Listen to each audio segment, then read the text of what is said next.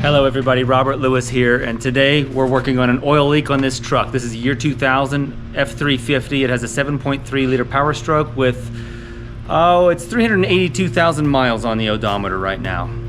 I am recording this introduction now 2 days after I have completed my fix. So I know it's done, I know it's good, but I want to give you a little bit of a spoiler alert.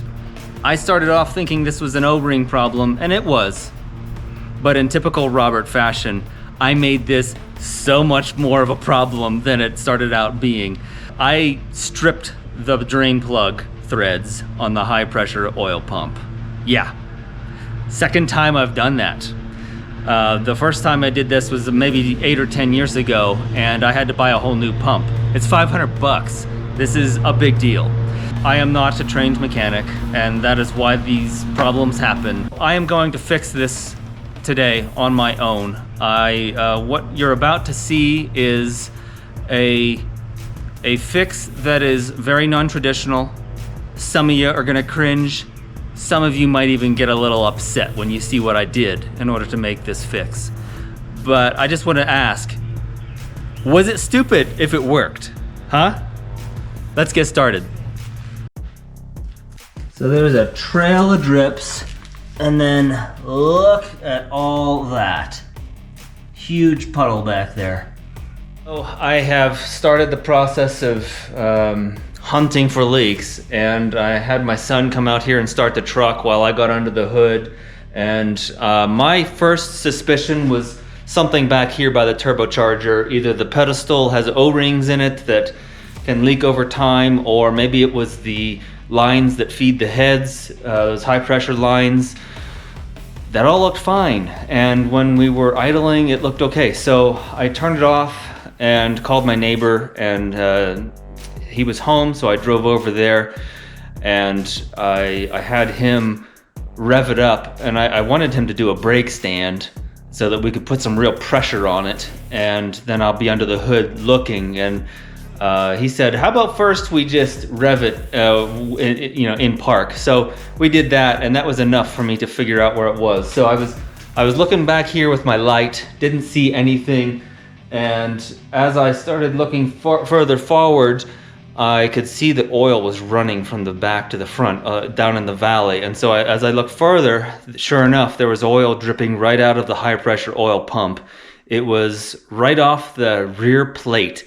There's a big plate about that big around, a big snap ring holds it in inside the housing, and behind that there is a large O-ring. So I believe that O-ring has given up, whether it's broken or flattened or I don't know what, but it's leaking. So I am gonna try to remove that plate and replace that O-ring while everything is in the truck. Behind the back seat of the truck, I keep this little box. It is stuffed full of every possible O-ring that you could ever need. And I'm gonna dig through here and see. I have a camshaft position sensor and a few other things. There's a ton of things, some sealant, some RTV.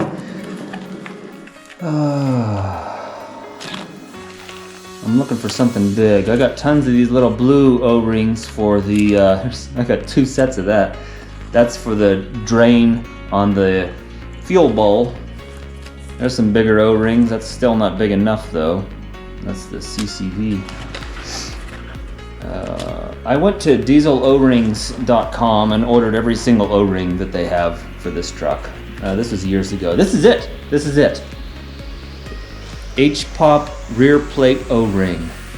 It is brown. All right, let's go take a look. I'll show you closer what this looks like. I can't believe I actually had that O-ring in my kit. That's pretty cool. All right, so this big silver shiny thing in the center here is the fuel bowl, and if you look just down below that, just below that yellow plug, that yellow electrical plug, there is, that's where the ring is. I don't know if we can see that on the camera or not, but it is just below all of that. I think I can reach down in there with a snap ring plier, pop that snap ring off. I'm gonna try to do this without removing anything first. That might be a mistake, but I'm gonna give it a shot.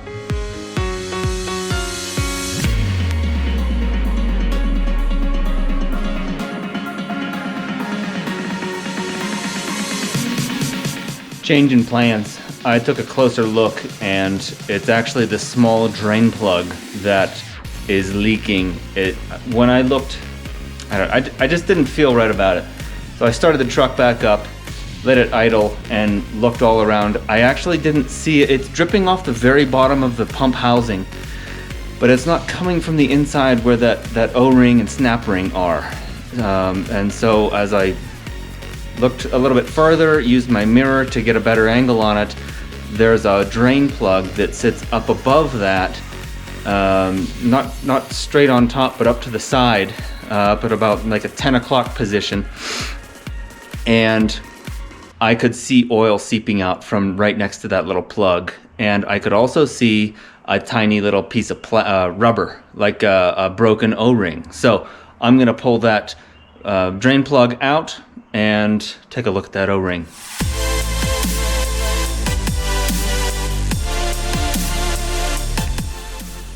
All right, yeah, this is it. Take a look. Can you see how this is all shredded right here? That is the culprit. You know, that pump gets up to like 2,700 or 3,000 PSI, so this is not cut. It's just ripped a little on the edge. I don't know how that happened. It had to have been sitting perfectly well for many, many miles, but that just gave out. So I'm gonna go put a new one in. So I am prepared. I got one of these kits on Amazon, a year or two ago. So I'm gonna dig through. It's either this one or this one. I'll figure it out.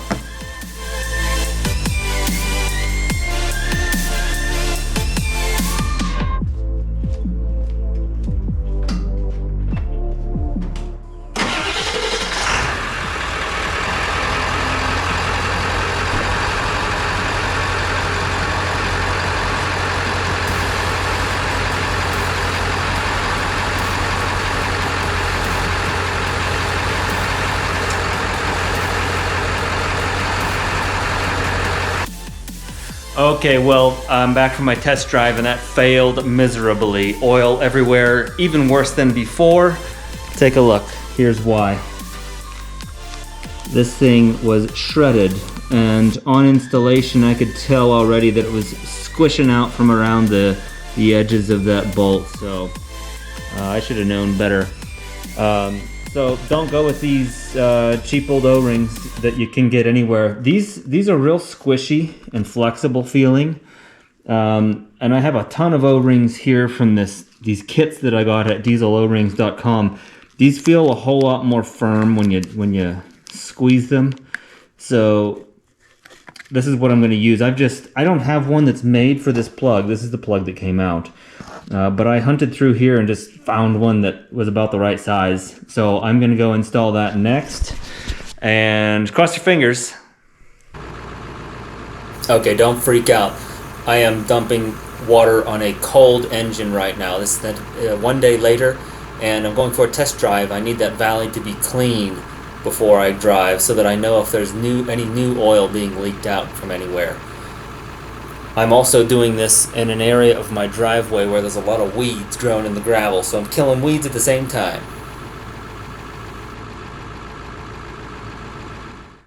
Alright, it is now a couple of days later, and my second test drive also failed. And I wasn't sure why.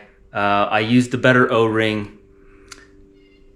But you know what, when I got back and was looking around, I saw there was oil everywhere. And so I thought, man, I know I got it tight, but I put a ratchet on it just to feel if it was still tight or if it needed to be tighter. And the ratchet just went, whoop. Yeah, the threads have been stripped. That's probably what the problem was the first time around too, and I just didn't really realize it. So yeah, this is a big problem. That's a $600 pump. I do not want to buy a new one.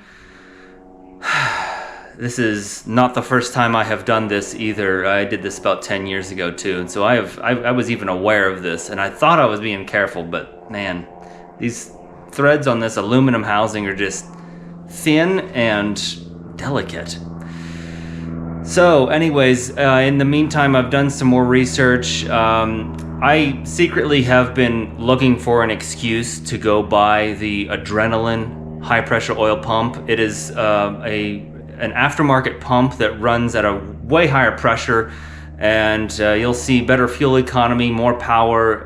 It's pretty cool. There's a number of other companies that make upgraded HPOP units for this truck, and the other one is CNC Fabrication. So, and theirs was actually a little bit cheaper. So I was cruising their website and decided to give them a call and explain my situation and tell them I stripped the threads. I also wanted to know, like, if those threads are stripped, is this, the core charge on that is $300. Do I even have a valid core now that those threads have been stripped? And they said, yeah, no, they'll be fixing that up anyways, so it's not a big deal. But in talking with the guy, I had a really nice guy on the phone, and was explaining the whole situation, and he said, I said, it's a bummer to me because I know the pump is still good. I'm not replacing the pump because it's not pumping anymore. It just won't seal on that drain plug. So he said, you know what? When you pull out that drain plug, look inside. He said, there is a whole bunch, there's nothing behind that drain plug for quite a ways, like another inch or even more. And there's a lot of meat back in there. So he said, you could actually get a longer plug. He said, go to a hydraulic shop, get a longer plug, and then get a tap and run a tap in there and dig those threads in deeper. Check this out. I got a plug at a local hydraulic store yesterday. This is an AN style fitting. I may trim this shorter with a hacksaw, but this has a cap on the end because it has a hole all the way through. But I think this is what's going to work here. But first, I need to remove that pump, so that's the next step. I'm taking the pump out. I'm going to put it on my vise, and then run a tap through and see if we can make this work. Fingers crossed. All right, I guess I'll show you what I'm up to here as well. So to remove this pump, first of all, I'm leaving the fuel bowl in, or at least that's what I'm going to try to do at first. There are two bolts that come in from the back underneath. The pump is underneath this thing. It's right down here where my fingertips are. So there are two bolts underneath it that come through and contact the housing under here. You need to remove those. You also have to remove this plate right here. This plate. Your exhaust back pressure sensor is sitting on it. Once you get that plate out of the way, there is a gear inside there. This pump is gear driven. You need to remove the bolt at the center of that gear in order to pull the pump out the back. I will be loosening these two bolts here that hold the fuel bowl on. That way I've got some wiggle room. I am going to remove the spider, which I've actually never done, and I've got some plenum inserts that I'll be putting in, and also new blue boots to match these. I've got those original orange ones down there, and I've never had this thing off. That's why I just have a couple of spare parts in a box that I'm going to be employing here. Once you get this plate out, you got to scrape it all off, make it nice and clean.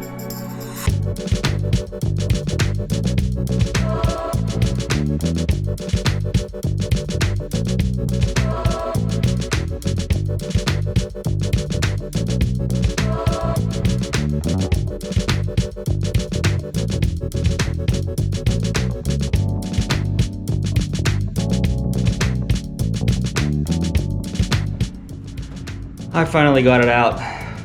I'm not sure if it was worth it to keep that fuel bowl in. There's a lot of wrestling around to to get things out. Also, these lines coming out of here, the pressure lines, this front one was a lot tighter, a lot harder to get, and what I ended up doing was you have to have a special tool to get in there and wedge in between the rubber grommet and the metal little flange on that line. You stick that in there, and then I got a pair of needle nose pliers, long ones, got them down in there in between here and the 90-degree angle on that line, and then I grabbed the pliers and I pulled them apart, and that put pressure on it and popped it out. That was, you know, the fifth different thing that I had tried, and so I wanted to share that with the rest of you. Now I'm gonna get this in the vise. So I'm gonna clean it up first, but get it in the vise and start looking at this hole back here.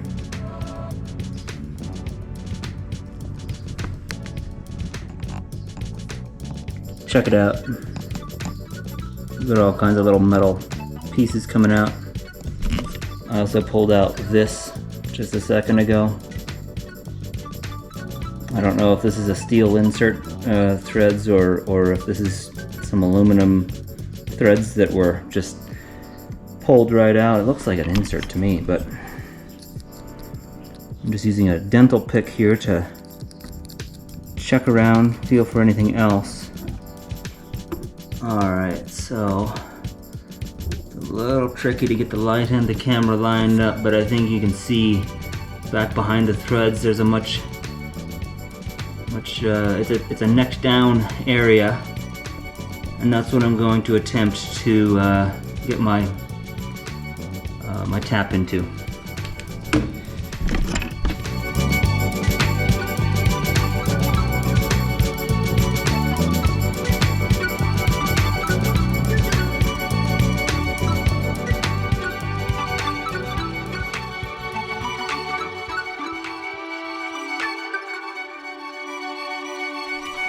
Alright, so I wasn't running the camera for this part, but I ran into trouble because the tap needs, that neck down area was too narrow to get this tap in. I would get into the threaded section, and then I would very clearly butt up against that little wall in there with the top corners of this. So I needed to drill that out a little bit more. And yeah, I know this is totally sketchy, but I just freehanded it with a 1/2-inch drill bit. And got it as straight as I could.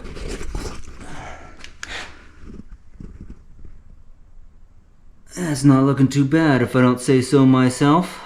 And I just used some WD-40 to fire it in there and clean all that stuff out. So now I'm gonna run the tap in.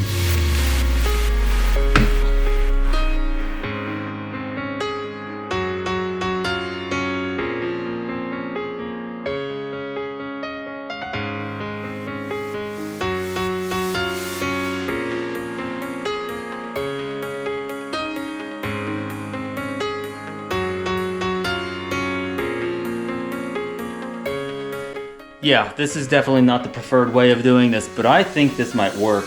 I have just test fitted, and I got this bolt all the way in there. Back it out again. Feels good and tight. It's long though, so I've got a ton of thread. This is like 1.5 inches of thread. And as you can see, I did not quite get up to where I'm intersecting with these ports. I don't see, and when I look inside here, I don't see that I'm, you know, running into anything else. So I'm gonna tighten this thing up, and well, I'm gonna clean it up first, make sure I get all the metal filings out.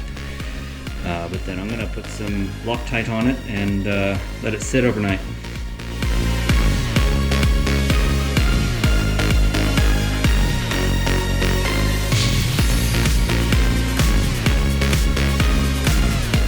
Got the plenum reinforcements in. This one's already in over here.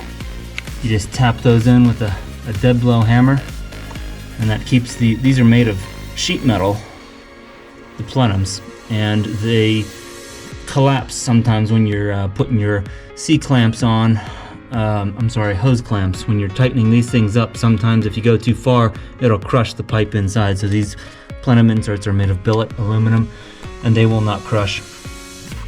Also, Courtney's always asking me why I never throw away old socks that have holes in them. This is why. There are so many uses for them. That will help keep dust, dirt, debris, if you watch Formula One, keeps all that out of there. All right, I've got this rear plug sealed back in. I use Loctite 680, and now I'm gonna reinstall into the truck.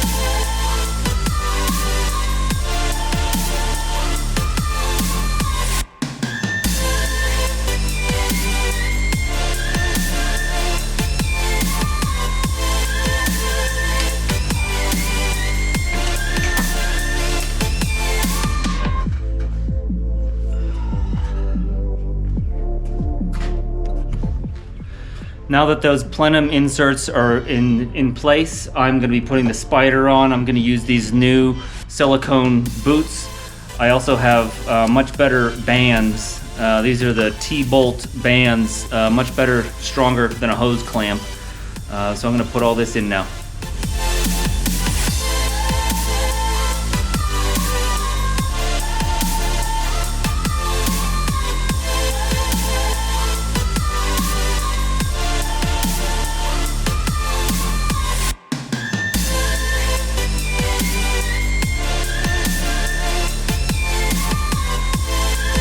Okay, everything's back together. I'm now gonna start it up for the first time and check for leaks. My batteries are not connected. All right, now I'm gonna start it.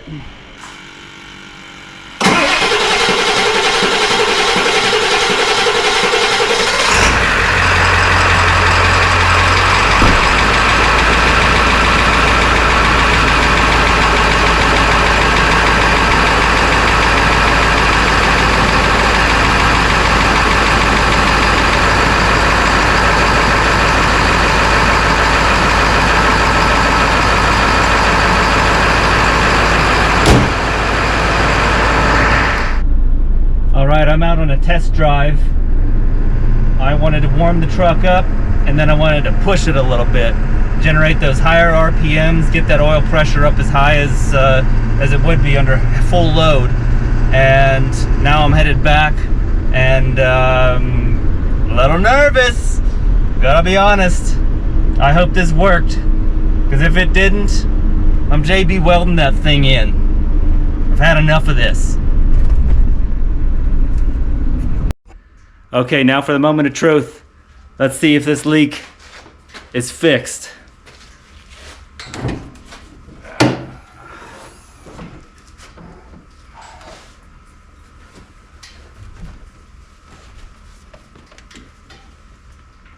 Oh yeah, all dry down here. I love it. No new oil. There's still old oil back in the very back, but nothing underneath this pump. I dried everything out and it looks good.